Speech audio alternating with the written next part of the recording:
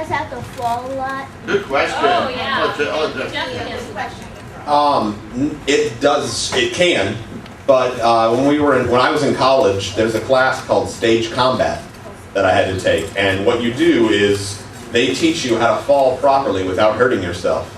And you practice a lot on mats and on, like, you can practice in a swimming pool and stuff like that, so you're not going to hurt yourself.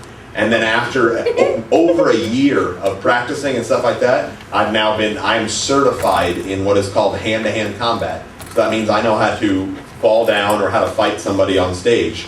It's it's a lot of work. It's more work than anything that I've ever had to do because it's that hard to not hurt yourself. Because if you slip just a little bit, you're really going to hurt yourself. So that's why you should never try any of that unless you take classes. Could you demonstrate it? Can I demonstrate it? Only one. You cannot try it at home. Sure, as long as you promise me I do it at home. Alright.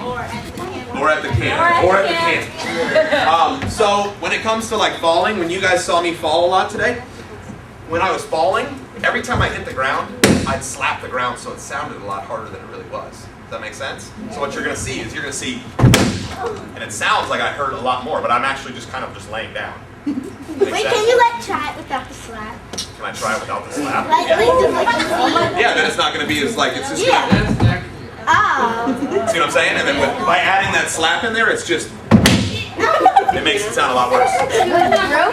Doesn't what? I have hands of steel. I got red. Not the bonus. And what's the second question?